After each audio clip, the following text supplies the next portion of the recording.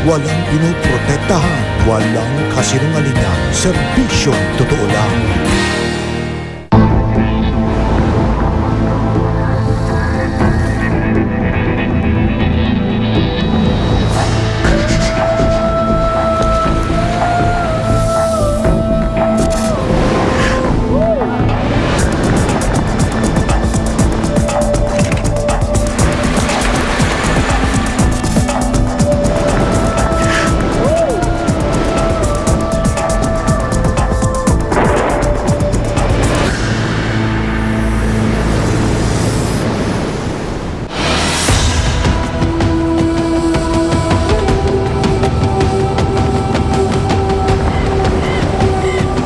Ilang araw na kaming nakababad sa Malampaya Sound sa Palawan.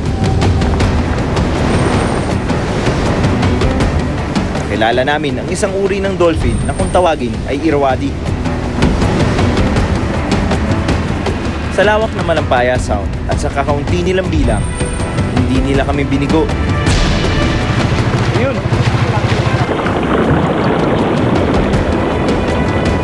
Pinatay natin yung makina kasi medyo eto, malapit lang yung sighting natin, no?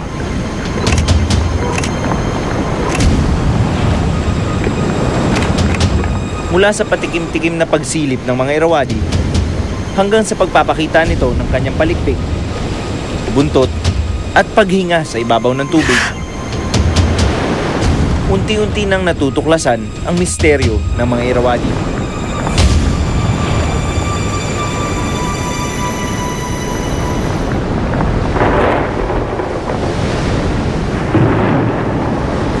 Hindi talaga biro ang makunan sila. Minsan magkakasabay silang lumalangoy gaya ng grupong ito. May mga pagkakataon naman na sa iba't ibang direksyon sila makikita. Nagagalaw kasi ng mga Irrawaddy ang kanilang leeg. Kaya niyan tumingin pakanan o pakaliwa para umiba ng direksyon sa pagsisid.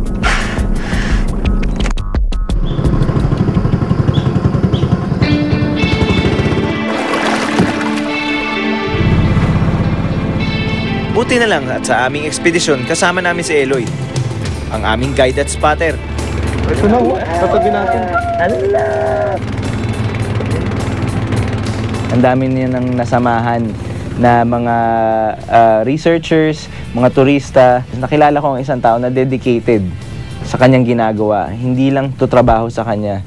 It's a passion for him. Sabi ni Eloy, kumpara sa ibang nagtangkang kunan ng mga Irrawaddy, ay maswerte na kami.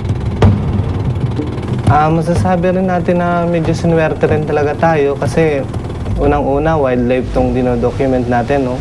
Hindi natin hawak yung talagang ano nila, kung paano natin iposisyon bago natin kuhaan.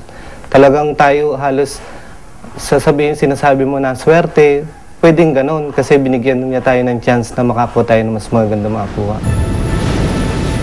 Isang pribilehiyong maituturing ang aming encounter sa mga Irrawaddy. Gusto naming ibahagi sa inyo ang aming mga nakunan. Lalo na't nanganganib ang kanilang bilang. Panahon na para makilala nyo rin sila.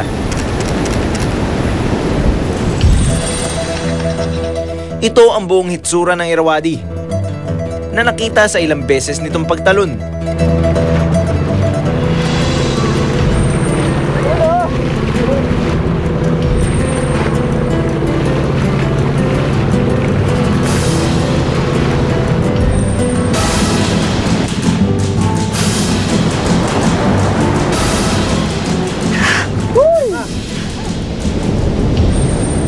Kitang-kita sa video kung paano itinataas ng Irrawaddy ang kanyang ulo at nakita ang kanyang muka at katawan.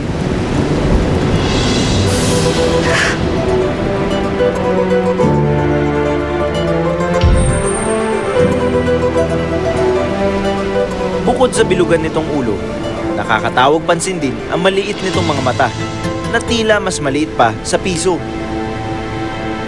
Kontento na kami sa aming nakunan. Pakiramdam namin, buo na ang ekspedisyon.